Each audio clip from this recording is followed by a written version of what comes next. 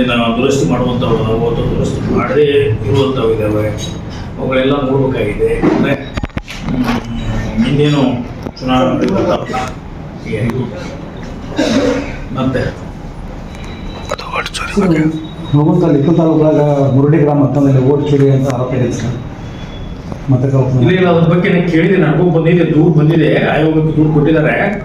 ಅದು ಬೂತ್ ಮತಗಟ್ಟೆ ನಂಬರ್ 229 ಮತ್ತು 230ರಲ್ಲಿ ಅದೇನೋ ಅವರು ಈಗ ತಹಸೀಲ್ದಾರ್ ಅವರು ಹೇಳ್ತಾ ಇದ್ದಾರೆ, ಅವೆಲ್ಲ ಅದನ್ನು ಸರಿಪಡಿಸಿ ಮಾಡಿ ಕೇಂದ್ರ ಚುನಾವಣಾ ಆಯೋಗದ ಮುಖ್ಯ ಚುನಾವಣಾ ಅಧಿಕಾರಿಗೆ ವರದಿ DC ಮುಖಾಂತರ ವರದಿ ಹೋಗಿದೆ ಅಂತ ಹೇಳ್ತಾ ಇದ್ದಾರೆ.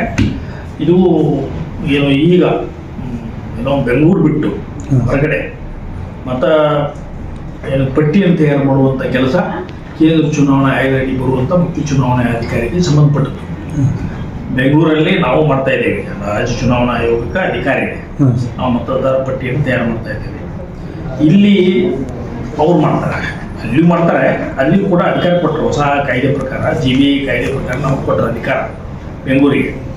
ಇಲ್ಲಿ ನಮ್ಮ ಚುನಾವಣೆ ನಾವು ಮಾಡುವಾಗ ವಿಧಾನಸಭಾ ಮತದಾರ ಪಟ್ಟಿಯನ್ನು ನೋಡಿಕೊಂಡು ಅವಲಂಬಿಸಿ ನಾವು ಮಾಡೋದಿರುತ್ತದೆ.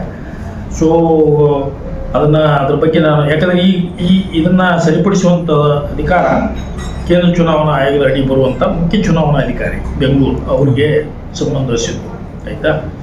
ಹೀಗಾಗಿ ಅವರೆಲ್ಲ ಸರಿ ಮಾಡಿದ್ದೀವಿ ಅಂತ ಹೇಳಿದ್ದಾರೆ. ಅವ್ರ ಪ್ರಕಾರ ಇದೇನು ಇಂಟೆನ್ಷನಲ್ಲಿ ಆಗಿರೋದಲ್ಲ, ಮಾಡ್ತಾ ಮಾಡ್ತಾ ಏನದು ಎಂಥದ್ದು ಹೊರಡೋದು ಟೆಕ್ನಿಕಲ್ಲ ಏನದು ಆಗಿರುವಂಥದ್ದು.